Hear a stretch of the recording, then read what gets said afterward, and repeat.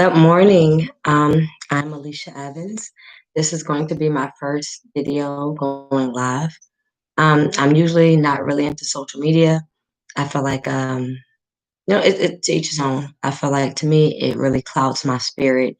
It clouds my judgment just because it's so many other spirits and energies coming in. So today, I really wanted to focus on the ability to embrace change. It's not going to be long at all, but it's definitely something that has really crossed my mind and crossed my life within the past 2 months. And it has caused such I'm going to say, an explosive awakening within my third eye, within my own spirit of discernment. And so as I sat in here today to clock into work, now I'm listening. I studied social work, I studied psychology. And as I'm listening, I'm getting irritated. And by all means, everything that they're saying is right on point. I'm getting irritated because I'm identifying this is not what I want to do. This is not what I want to do every morning. I don't want to get up and clock into work. I do social work. I don't want to get in and mental health. I don't want to clock in and go to work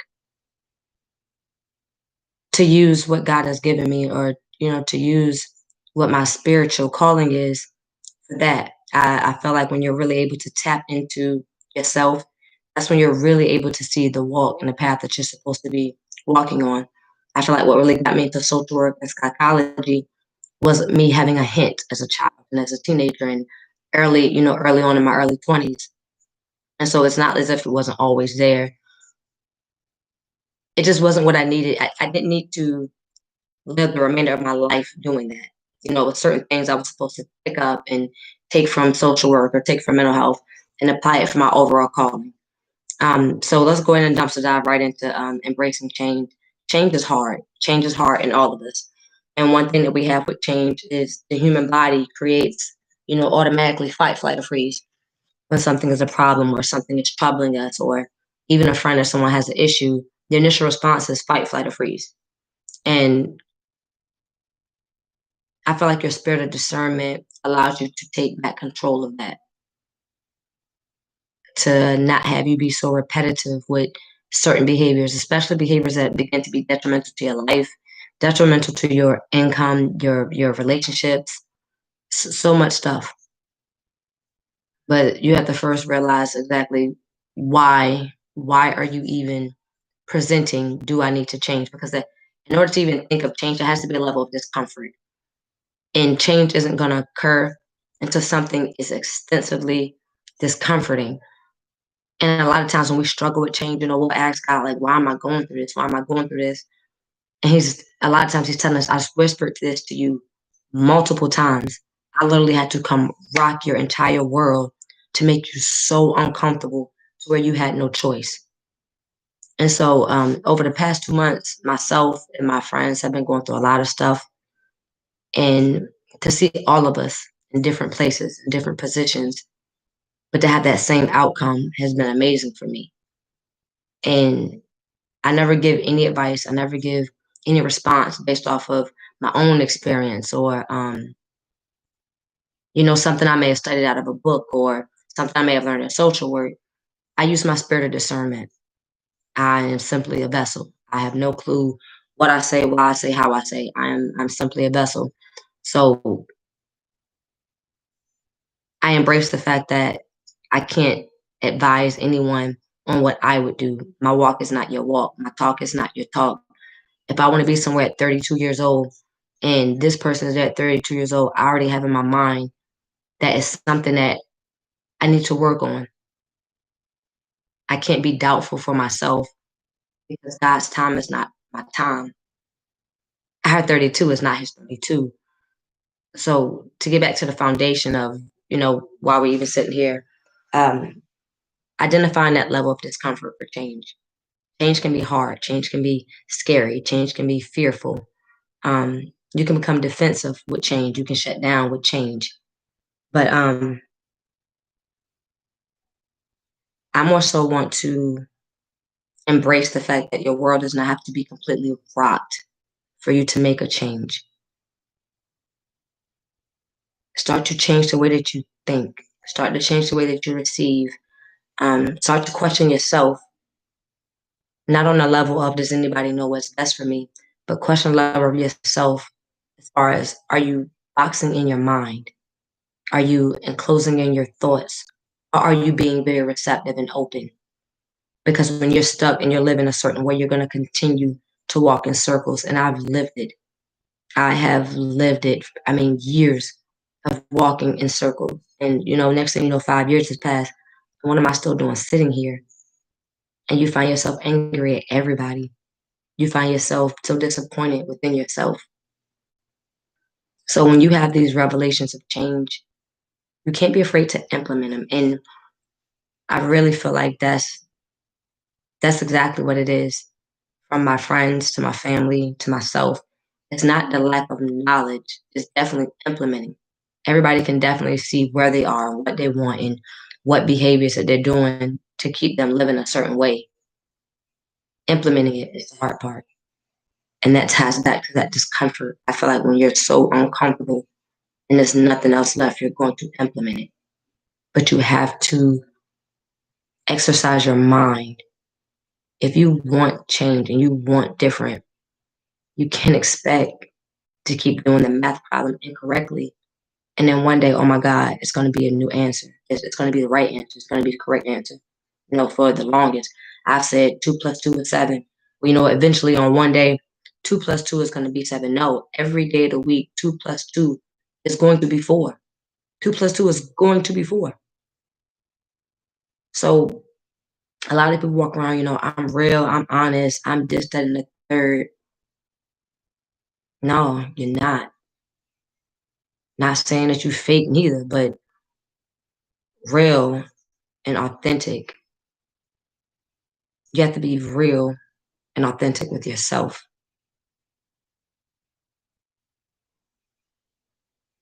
And so when you ask yourself, what does it mean to be real and authentic with myself? I really had to tighten up with my boundaries. I'm really bad. You meet me, blah, blah, blah, blah, blah, blah, blah, blah, blah, blah. I really had to tighten up on my boundaries. I really had to tighten up on my boundaries. And when you create boundaries, you create expectations. When you create expectations, you create goals. When you create goals, it should spark a drive. Um,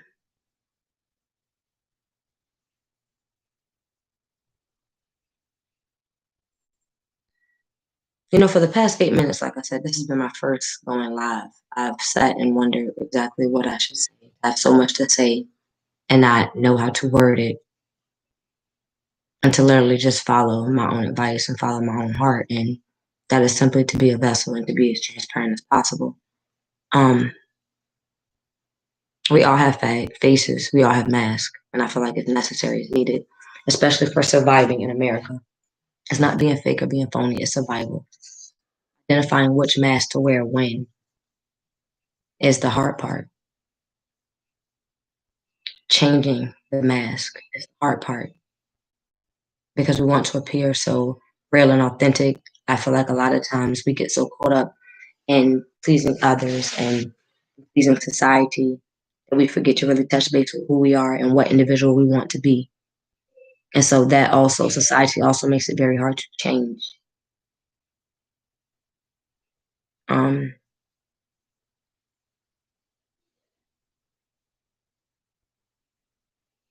hmm. Figure out who you're living for, what you're living for, why you are living how you're living.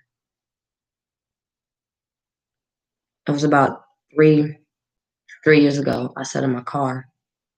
4 years ago, I sat in my car, and my daughter was young. On the days it was for me to keep my daughter, I stayed at my child's father's house. Um, on the days it wasn't for me, to be co-parenting, I slept in my car because I wanted to be uncomfortable. I wanted to be really, really uncomfortable because with a bachelor's in social work, a master's in special education, and to be as strong as I am, there should be no reason why you're in your car. It's something you're doing wrong. So I didn't go to my mother's house. I didn't stay at my child's father's house. And I'm up here in the city by myself. I didn't want to go, flirt with some guy at a bar and get a hotel room. I say this humbly. I'm a very pretty woman and I'm smart. I know, if I wanted to I could talk somebody out of their wallet with a smile in less than 7 minutes, but that's not me. That's not who I am.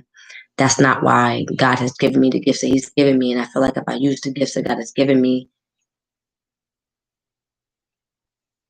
in a mischievous, selfish manner, those gifts are going to be taken from me. So I willingly, uncomfortably slept in my car, slept in my vehicle, because something had to change. There's no reason why I should still be here. So I want you to be able to make yourself intentionally uncomfortable. When you identify a problem, make yourself uncomfortable. If you don't like change and you don't like really, decision making, make yourself uncomfortable, really uncomfortable. When I went back to my mom's house after college, um, this was before my car situation. My mom was like, "Don't you want to sleep on your bed? This is 6 months." Nah, I want to sleep on the floor. Why? The bed is comfortable. So you know what? We're gonna shift this from no, we're gonna shift it from nothing because they go hand in hand. Change and discomfort go hand in hand because without the discomfort, there would be no need for change. So when your world is rocked and it's flipped upside down, it's almost like this is God shaking you. Your spirit is shaking you. Something has to give. Stop making excuses for it. Stop making it. Stop making 2 plus 2 equals 7. It don't equal 7. It's 4. It's 4. It's 4. A lot of times we'll play with our own mind, but I need you to be mindful that the mind is the devil's playground. The devil will tap dance all in it, and that's why we have mental health and you have support groups. The mind is the devil's playground. You have to touch base with your spirit and your third eye. If you don't know what a third eye is, Google it, research it. It's really something that will literally recreate your entire life. And a lot of times people want to say tap out of the physical and into the spiritual and pray. They really go hand in hand. It's really a war. It's really a war. And I'm not here to preach to you. Everybody can have their own faith, but you'd be lying to your damn self if you said it wasn't something inside of you, something internally. God gives us the spirit of discernment. So when you say, you find yourself struggling between your mental and your spiritual, or, my mind want to do one thing, but it's my heart. That's what that is. That's that conflict. And until you embrace this one will eventually overpower this one. And there are going to be days where they separate. You have to change so that they're on the same level. You have to change to the point where you see they're separated. So I can't make a decision right now. They're separated. So I can't engage with this person right now because I'm not going to respond in the manner I need to respond. I'm going to react. I'm not even going to respond. Change has been scary. Change is beneficial.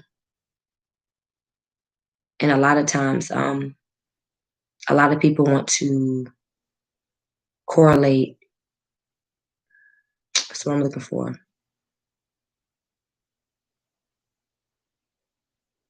They want to correlate change with sadness. And that's, I guess that's because of that discomfort and something my friends and I were speaking about. Um, there can be a lot of victory in sadness. Sadness also brings forth victory. And I feel like when you recreate your mind to understand that, it'll really help you embrace when you're sad. It'll help you embrace more so on what's supposed to be manifesting opposed to the emotion of sadness. And for example, the pandemic is here. Very saddening. I can't go to work. I can't engage with my friends. I get to work from home, both my jobs, and I get to watch my little girl learn. Hard, yes. Her learning from a computer, hard, yes. But that's victorious. We're never going to be able to prayerfully. Her and I are never going to be able to do this again. It's victorious.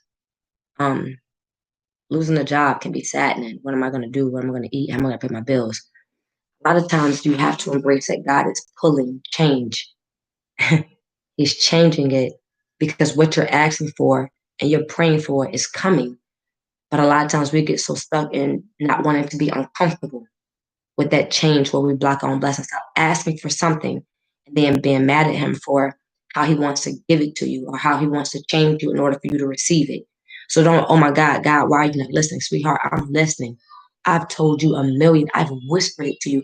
I've sent to you I, numerous of times, so many small answers and the physical realm. See, now y'all had me out, the Lord said, y'all got me out of my comfort zone. I've tapped into your world.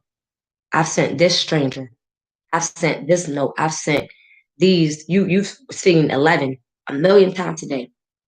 You have to slow down and you have to be conscious of what's around you. Everything is not always as it appears. You have angels all the way around you. We all have angels all the way around us. And I promise you, on the outskirts of those white angels, and I don't mean white in the form of skin pigmentation. I mean the what we've been seeing as angels, those white wings, those white robes. You have that glow all the way around you. Keep in mind there's also a dark glow all the way around your white angels. And if you're not conscious, it's a feeling. It's almost like a quiet whisper. If you're not conscious of that quiet whisper, you're going to hear those demons. You really have to place those demons in a physical sense. That mind, that tap dance, that is loud. But this is so soft and it's so clear that you have to want to hear it. It's almost like being in a phone conversation with your friend, being on Duo, FaceTime, what have you, and the TV's playing in the background. The TV is so much louder, but you want to hear your friend, you want to hear your coworker, you want to hear your mom, you want to hear your dad, you want to hear your child. Even though that's louder, you can hear that whisper because that's what you want to hear. So really focus on what it is that you want. If you want this change, that change is a whisper. And the outside world is that loud chaos. And if you're stuck, you're going to ping pong. You're going to ping pong back and forth, back and forth, back and forth, back and forth. Eventually, there's going to be so much discomfort with this chaos to where everything that was making you so unsure is going to be irrelevant, to where it sits nothing but you and your whisper. And this whisper is going to be so peaceful, nothing to my social media. You're not going to want others' spirits, emotions, energy in your plane of peace. It doesn't matter if anyone understands it. The Lord said that He surpasses all understanding. I need you to understand that the Lord is within you. So when you have that change and you have that revelation, that manifestation, other people around you isn't going to understand because they don't surpasses man's understanding. Every change isn't meant for everybody to embrace with you. Some people's seasons has passed. Things within yourself has passed, and that's the need for change. It's okay to be uncomfortable. It's okay to be uneasy. There is beauty in every storm. And there is manifestation if you want it. And if you want it, you gotta be real with your damn self.